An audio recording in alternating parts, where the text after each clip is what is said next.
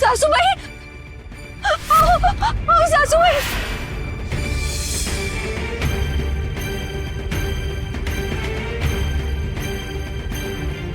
अगं बाई, लखुमाई म्हणाली तशा या खरंच बऱ्या झाल्यात की. विठुराया, तू आणि बाप्पाने हे विघ्न दूर केलं बघ. सासूबाई, आओ आओ, हे काय करताय? तुम्हाला बरं वाटत असलं तरी तुम्ही आराम करायला हवा. ते सगळे राहू देत, बघू द्या, बघू मी करीन. कोण म्हणतंय मला बरं वाटत नाहीये?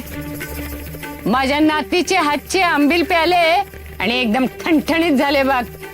काय काय म्हणाले? मग माझी संजीवनी बुटी आली होती. अगं, माझी सखू आली होती, पण घाईत होती. पोर म्हणाली उजेडाच्या आत सासरी पोचायला हवं. माझ्यासाठी आलं होतं ग लेकरू. माझ्यासाठी छान आंबील करून दिली, माझी सेवा केली, माझे हात पाय चेपले, माझ्या जीवात प्राण फुंकले आणि गेली. निराळ झालेला, जड झालेला जीव कसा पिसासारखा हलका झाला बघ. देवा, कसं शक्य आहे? हे खरंय की सासूबाईंचा भ्रम वाढलाय? सासूबाई, असू देत, चला तुम्ही आत बसा, मी करते हे सगळं. अगं पण एकटे. असू दे, चला.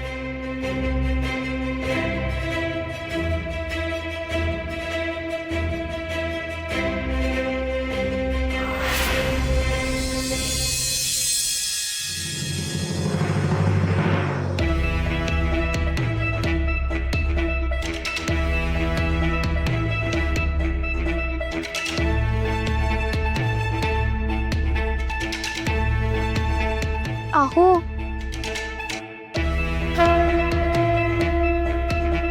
ऐका ना माझं. हो, ऐका तरी.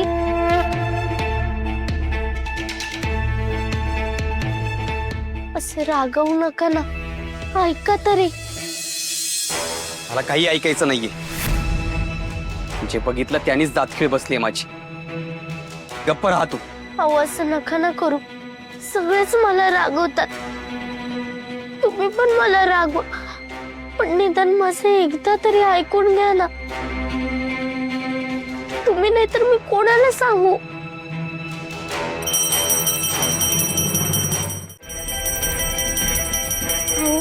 तुम्ही बाहेरून यायच्या आधी उमाई आली होती मळणीवरून.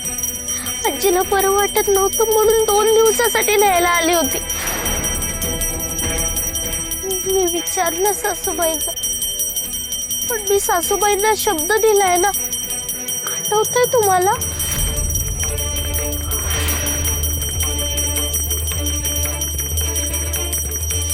मी माहेरी कधीच जाणार नाही, पण यांना आता शिक्षा नको की मी माहेरी जाणार नाही. आणि गेलेच तर माझी सगळी कामं तुम्हाला करावी लागतील, म्हणून मी नाही गेले.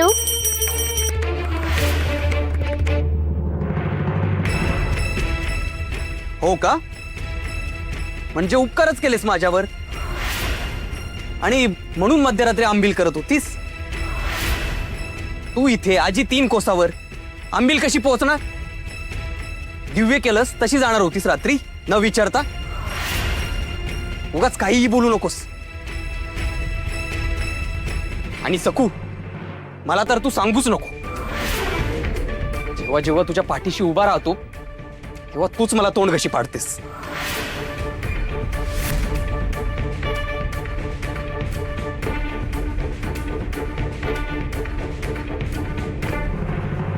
आणि असे खुळ्यासारखे विचार करणं बंद कर. दही काला खायला कृष्णच काय आला, आजीसाठी आंबीलच काय केलीस. मला ना तुझ्याबद्दल खरंच वाईट वाटतं. तू मनाने लबाड नाहीस, पण सगळ्यांना ते पटण्यासाठी तुला स्वतःबद्दल आधी विश्वास तयार करावा लागेल. तेव्हा आधी स्वतःच्या चुका सुधार आणि डोक्यातला हा नादिष्टपणा सोड. हात जोडतो मी, माझी आई.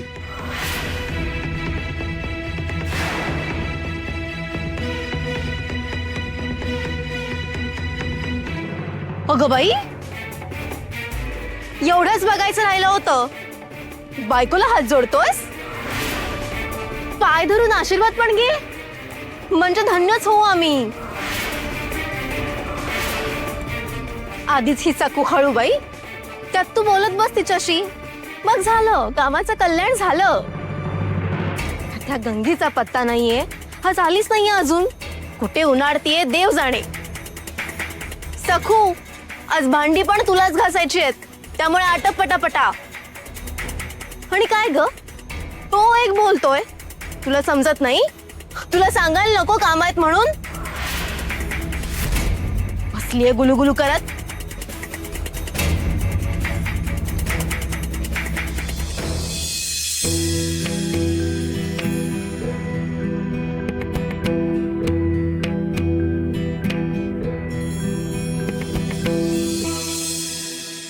आता रडू नकोस. सारखं सारखं डोळ्यातून पाणी काढणं चांगलं नाही. पुस बरं ते.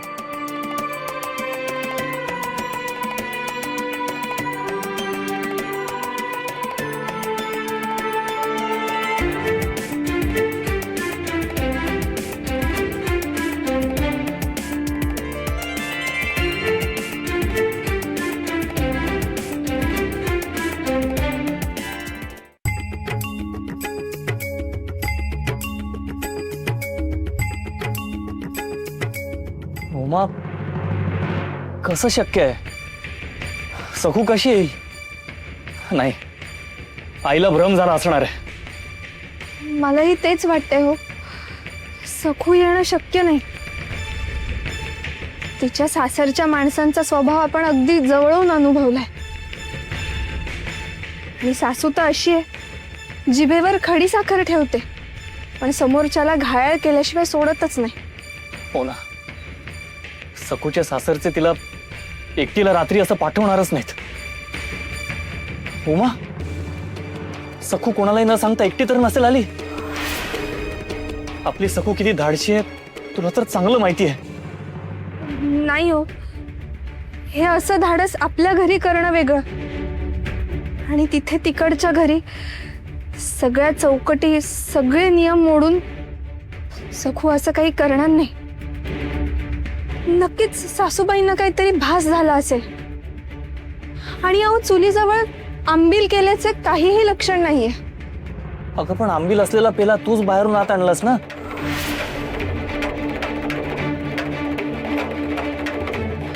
होय हो, काहीतरी विलक्षणच आहे हे. आणि सगळ्यात महत्वाचं म्हणजे आता त्या आजारी वाटतही नाहीयेत. उमा उमा, हे सगळं सगळं तर्काच्या पलीकडचं आहे. विठुरायाची लीला म्हण, किंवा किंवा बाप्पाने विघ्न दूर केलं म्हण,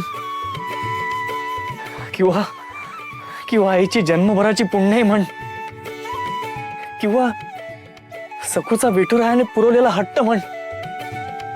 हे सगळं सगळं तर्काच्या पलीकडचं आहे उमा. हे सगळं सगळं अतर्क्य आहे.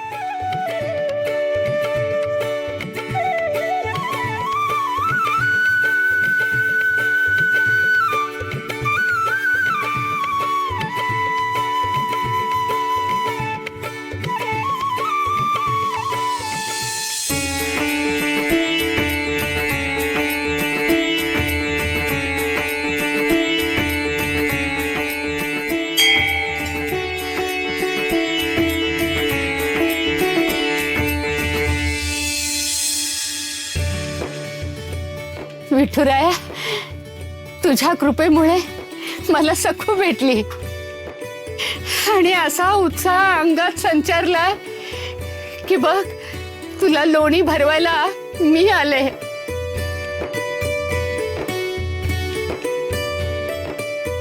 माझ्या गुणी नातीला, सखूला सुखात ठेव रे राजा. अगं बया, आजीच की या विठुरायाची कृपा झाली आणि बऱ्या झाल्या म्हणायच्या.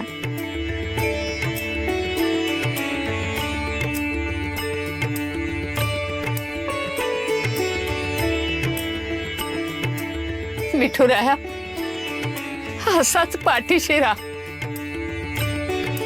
माझ्या सखूला सदैव आनंदी ठेव. आणखीन काय हवं या म्हातारीला? विठ्ठला, पांडुरंगा. काय झालं गंगा मावशी? आज खूपच खुशीत दिसतेस. अहो गोष्टच तशी आहे. छान छान चाललंय तुम्हा दोघींचं. काय चहाड्या चुगल्या करताय का दोघी? काम करा पटापट. अहो कामच करतोय आणि चुगल्या चाड्या करायची सवय मला नाही. उगा काय बी बोलू नका. माझ्याशी उद्धटपणे बोलतेस? जाऊ बहिणी ना तुला अगदी लाडावून ठेवलंय. काम कर तुझं पटापट. आणि काय ग सखू, आज ज्वारी ठेवलीये दळायला, ती दळायला ये. इथं दळण दळून दळून आणि त्या जात्यावर बसून बसून माझा प्राण कंठाशी येतो. आता सून आहेस तू या घरची, तुलाच ही सगळी कामं करायला हवीत. जा आटपलं की यात. ओ सासू काकू.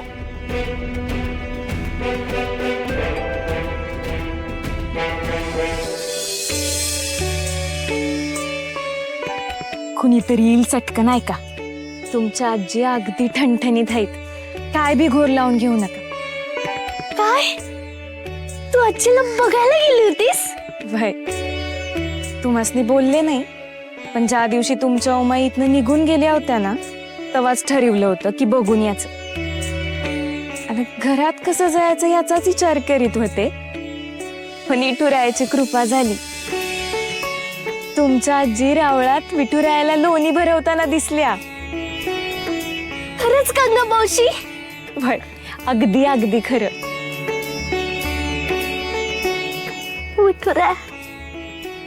विठुरायाने माझ्या आजीला बरं केलं. किती निर्मळ मनाची पोर आहे. विठुराया या घरच्या जाचापासून तूच हिचं रक्षण कर बघ.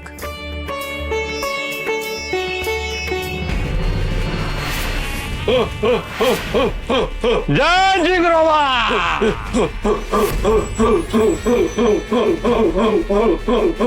बाहेर या.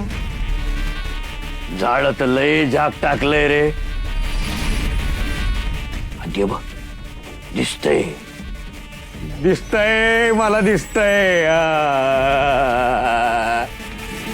सावध पुढं पुढे येताना दिसतंय.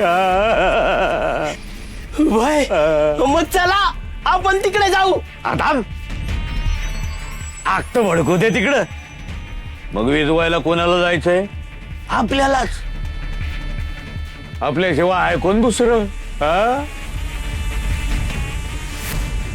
आली येळ भरत आली.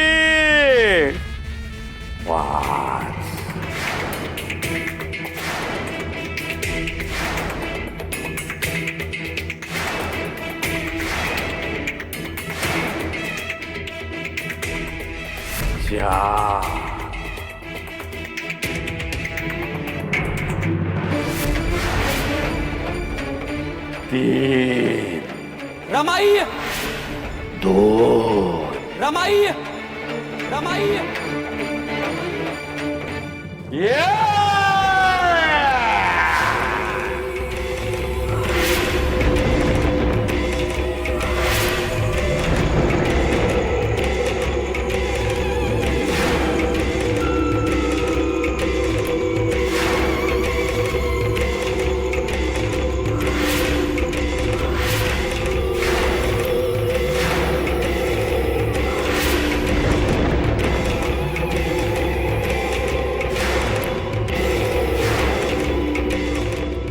बाई बाई बाई बाई बाई, भयंकर आहे हे. अंगावर शहारे येत आहेत. दिगू, अरे काय आहे हे? पेढीपर्यंत येऊन असं चित्र काढायची कोणाची हिंमत झाली असेल? अरे साधं सुद्धा चित्र नाहीये ते. पेढीच्या दारावर घोबडाचं चित्र आणि ते सुद्धा रक्ताचं. अरे ओघळ दिसतायत ना. बापरे, मला वाटतं कोणीतरी करणी बिरणी केली असणार. अरे बापरे, अहो किती ओंगळ आणि भयानक दिसतंय ते. अंगावर नुसता काटा येतोय. थांबा, उगाच तर्क वितर्क आणि शेरेबाजी नकोय. या अशा गोष्टींचा शोध घेण्यासाठी वेगळी अलौकिक शक्ती लागते. ती फक्त बाबाजींकडेच आहे. बाबाजी त्याच्या मुसक्या बांधल्याशिवाय राहणार नाहीत. दिगू, ताबडतोब ही गोष्ट बाबाजींच्या कानावर घालायला हवी, ताबडतोब. जय झिंगरोबा, जय जिंगरोबा.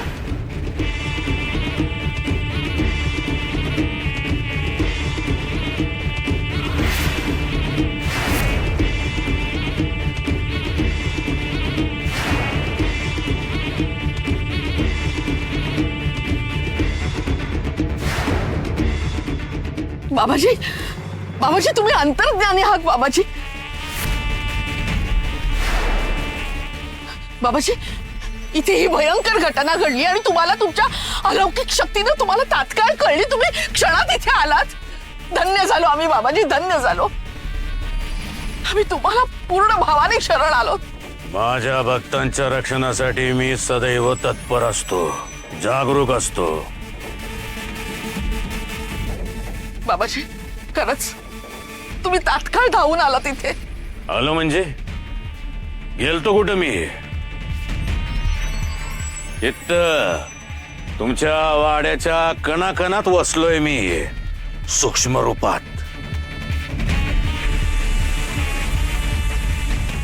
तुम्हाला इथं वाड्यात बसून जे दिसत नाही ते मला तिकडं मठात बसून दिसतं, समजलं?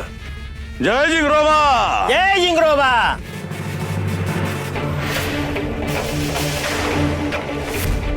पण बाबाजी हे हे काय नवीन संकट आलंय बाबाजी? संकट इथंच तर भेद आहे तुम्हा पामरात अनाम सत्पुरुषात. म्हणजे कळलं नाही बाबाजी.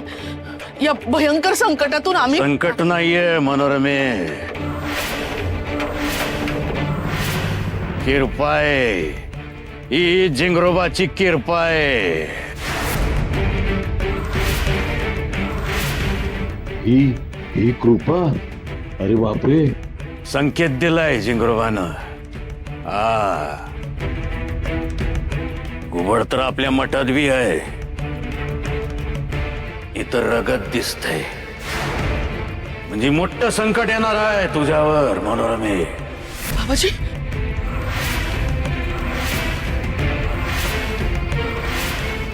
किंवा आलं बी असेल, पण ते जिंगरोबाला आवाहन केल्याशिवाय समजणार नाही आपल्याला. हो बाबाजी, तुम्हाला जे काही योग्य वाटेल ते तुम्ही करा. आम्ही शरणागत आहोत बाबाजी, आम्ही शरणागत आहोत. शरण आलीये ना, पण अंतर नाही देणार तुला. काळाचा गाडा उलटा फिरवीन पण तुमचं रक्षण करणार. चला रे, तयारीला लागा. ओम पेटवा ओम.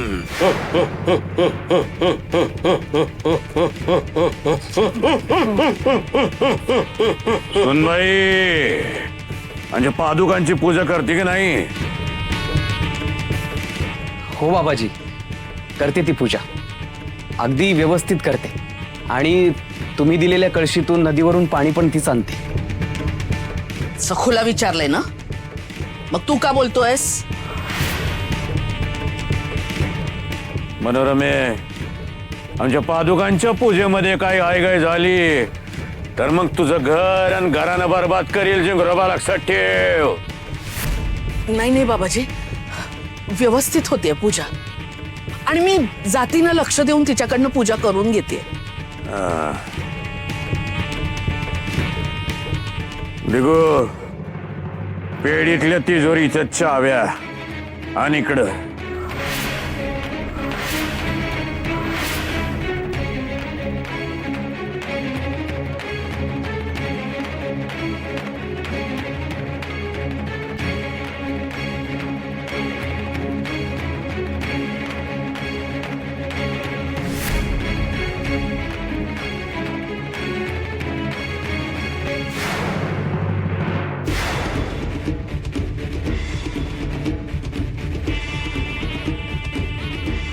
आता ही तिजोरी पण बाबाजीच्या हातात जाणार की काय?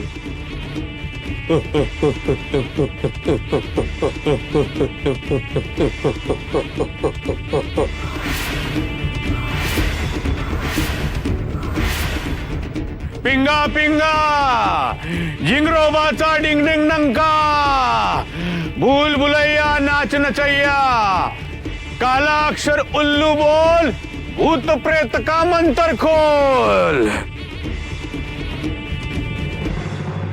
कोणाचं संकट आहे बोल कोणाचं संकट आहे हा कानात सांग माझ्या कानात सांग माझ्या हा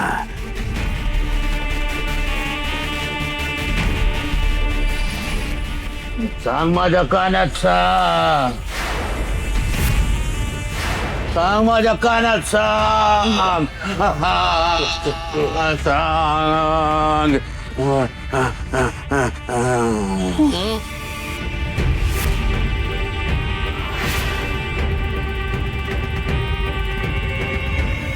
बोल बोल बोल बोल बोल बोल बोल बोल बोल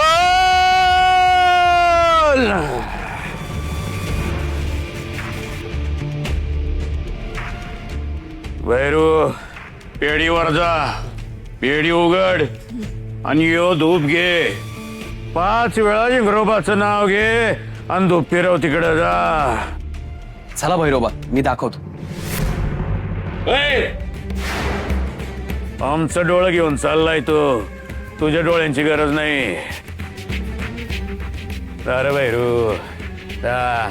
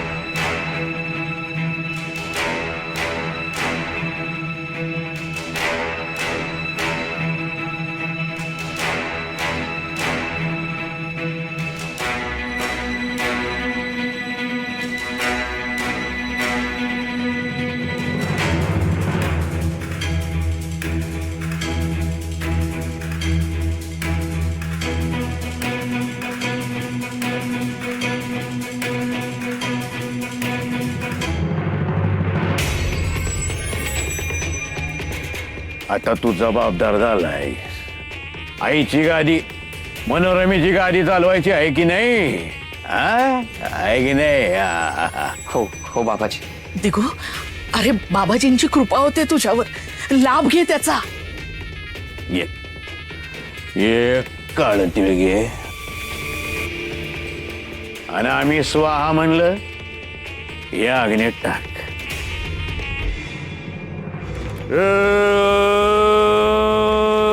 स्वाहा.